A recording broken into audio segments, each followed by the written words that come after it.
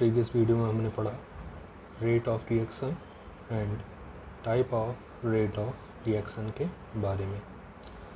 आज हम बात करेंगे factors affecting rate of reaction, यानी ऐसे कौन कौन से फैक्टर्स हैं जो किसी भी रिएक्शन के रेट यानी वेलोसिटी को अफेक्ट करते हैं, मतलब उसको चेंज कर देते हैं। तो जानते हैं, फर्स्ट है effect of concentration of reaction. ठीक है, कंसंट्रेशन का किसी भी रिएक्शन पर क्या इफ़ेक्ट पड़ता है, चलिए जानते हैं।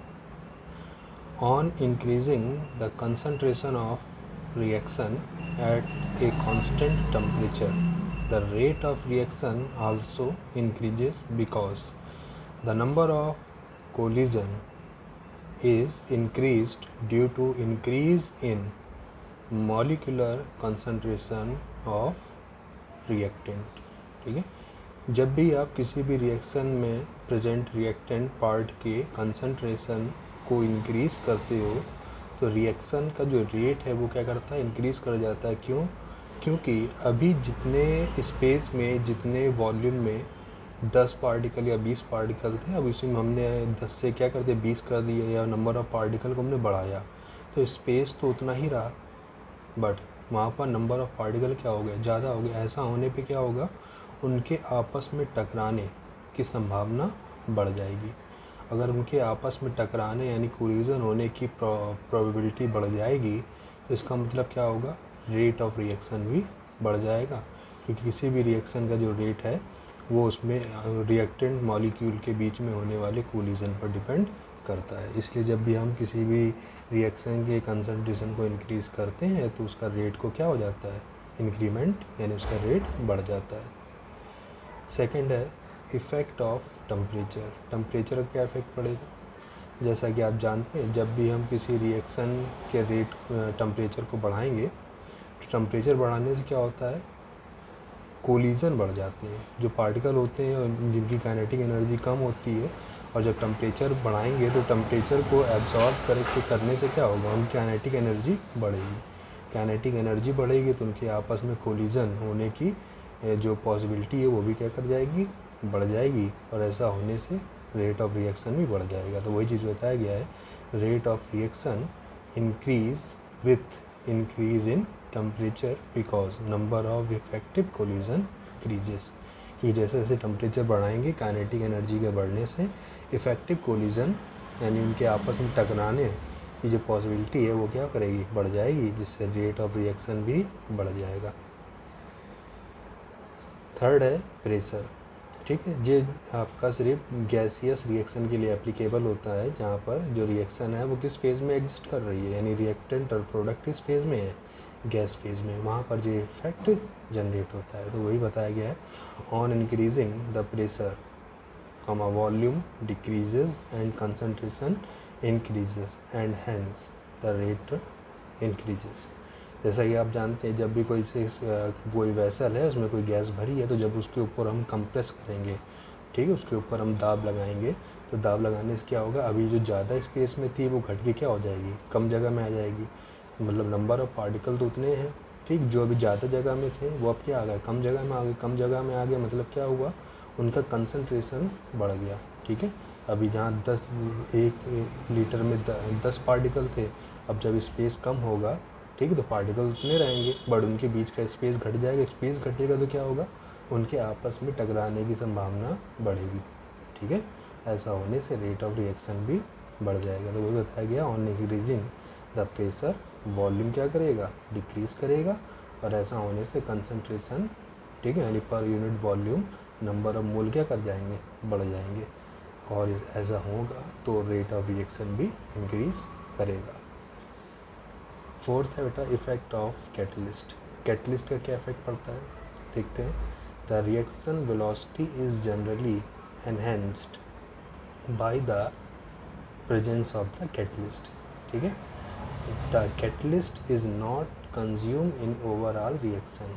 इन fact the catalyst provide an alternate path to the reaction which involve lesser amount of activation energy.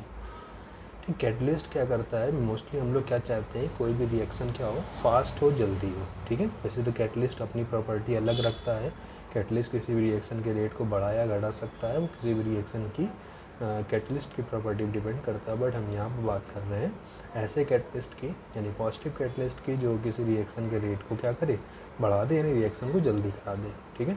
तो वो यहाँ पर कहा गया है the reaction velocity is generally enhanced, यानी बढ़ जाती है bye the presence of the catalyst. ऐसा क्या होता है, कैटलिस्ट क्या करता है, एक अल्टरनेट पाथ प्रोवाइड करता है, ठीक है।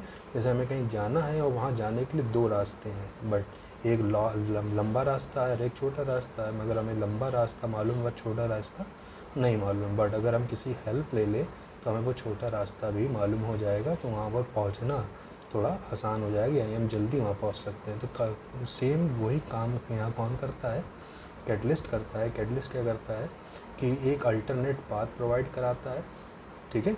अल्टरनेट पाथ प्रोवाइड कराने से क्या होता है, अब जो लॉन्गर पाथ था वो शॉर्टर हो जाने से वहाँ पर पहुँचने की, ठीक, यानी रिएक्शन के कंप्लीट होने की जो पावर है वो क्या कर जाती है, बढ़ जाती है। इससे रिएक्शन का रेट क्या कर जाएगा, इंक्रीज कर जाएगा, ठीक है।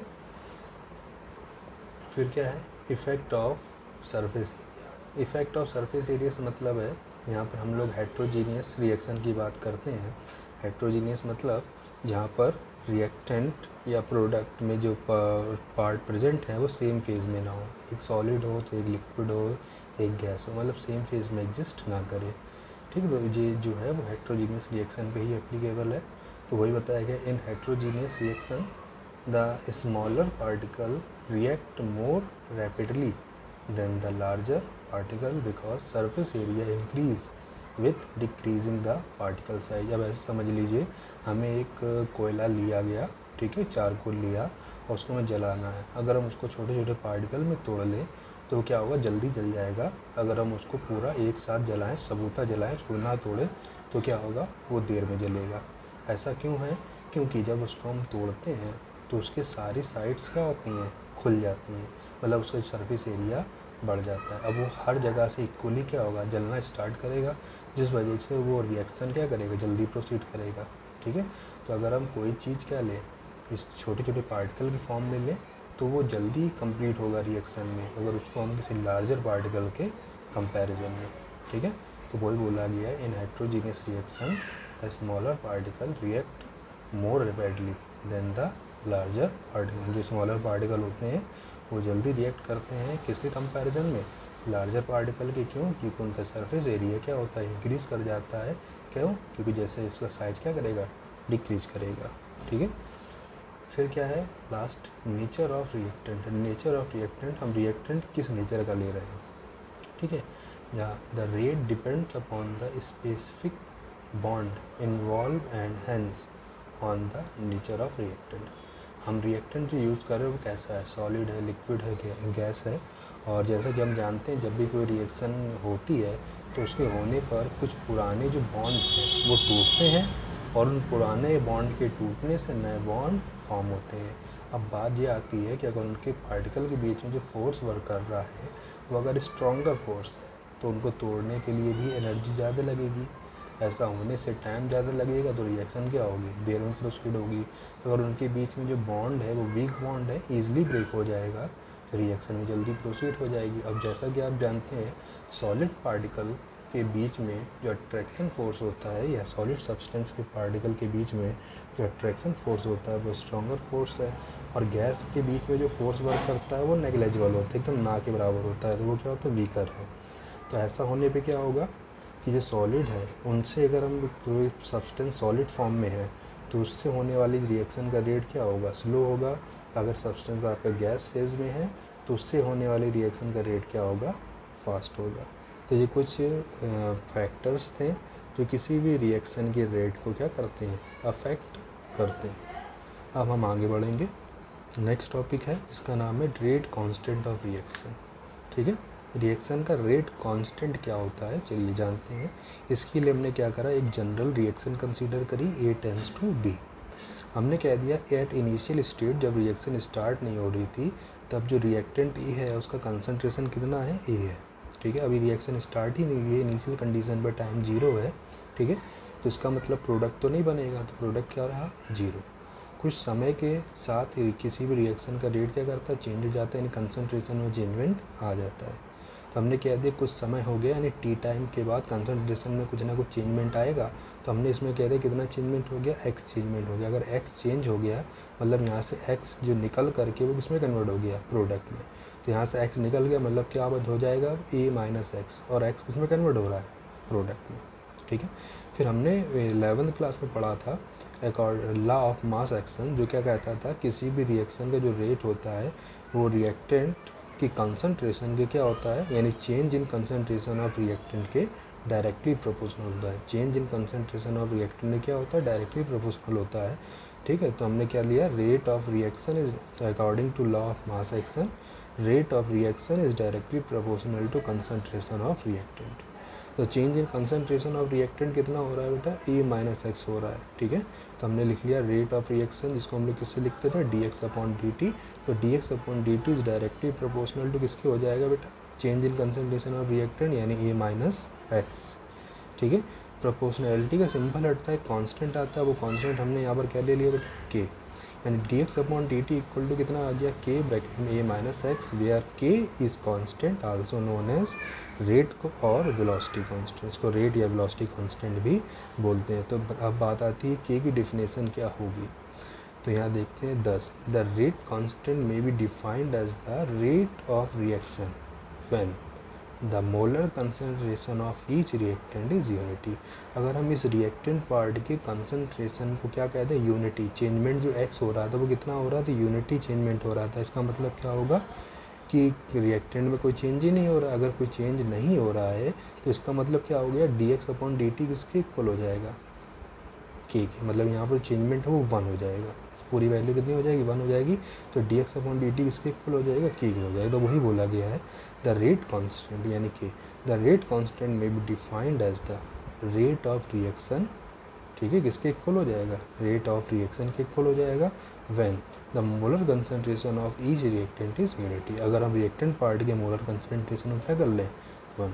ठीक है। हम कह सकते हैं the rate constant is equal to the rate of reaction when molar concentration of each reactant term is unity. इस तरह से भी हम इसको कह सकते हैं। ठीक। The unit of rate constant depend upon the order of reaction. Order of reaction को हम आगे जानेंगे। तो किसी भी रिएक्शन के रेट कांस्टेंट की जो यूनिट होती है वो रिएक्टेंट की जो रिएक्शन है उसके ऑर्डर पे डिपेंड करती है कि जो रिएक्शन है वो कौन से ऑर्डर की है, फर्स्ट सेकंड थर्ड क्या ऑर्डर है उसका। तो उसको हम लोग कुछ इस तरह से लिखेंगे। इसी चीज़ को हमने ऐसे लिख दिया, रेट इज इक्वल टू के ए की पावर एन। ठीक है। कंसंट्रेशन ऑफ ए की पावर एन, जहाँ एन क्या बता रहा है बेटा, ऑर्डर ऑफ रिएक्शन बता रहा है, where n is equal to order of reaction. तो हमें यहाँ से के की यूनिट निकालनी है, तो के को यहीं रखेंगे, जे कहाँ चला जाएगा, अपॉन में। तो के इक्वल टू क्या आ गया, रेट अपॉन ए की पावर एन। रेट हमने यूनिट क्या पढ़ा है, mole litre inverse second inverse. ठीक है। और ए यानी क्या है, कंसंट्रेशन की पावर एन है, तो इसकी यूनिट क्या होती है, कंसंट्रेशन की, मोल लीटर इनवर्स, और पावर में क्या है बेटा इसकी, एन। ठीक है। पावर में क्या लगा हुआ है इसकी, एन, मतलब एन के इससे सर मल्टीप्लाई हो जाएगा तो क्या हो जाएगा, मोल की पावर एन, लीटर की पावर माइनस एन। अब ठीक ये चीज़ ऊपर चली जाएगी तो क्या हो जाएगा, मोल की पावर माइनस एन, और ऊपर जो मोल है उसकी पावर कितनी है, कोई पावर नहीं, तो मतलब 1 है।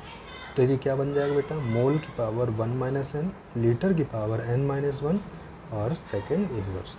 ये एक जनरल फार्मूला है जिसके थ्रू आप किसी भी रिएक्शन के रेट कांस्टेंट की यूनिट को कैलकुलेट कर सकते हैं। बस आपको क्या पता रखना होगा कि उस रिएक्शन का ऑर्डर क्या है। ठीक है। 0 ऑर्डर की है, 1 2 3 ऑर्डर की है। इसके बारे में, ऑर्डर ऑफ रिएक्शन के बारे में हम नेक्स्ट वीडियो में जानेंगे। ठीक है। आज के लिए इतना ही रखते हैं। रेट कांस्टेंट के बारे में जाना हमने, और factor affecting rate of reaction के बारे में जाना। ठीक है। इतना ही रखते हैं, बाकी नेक्स्ट वीडियो में देखेंगे।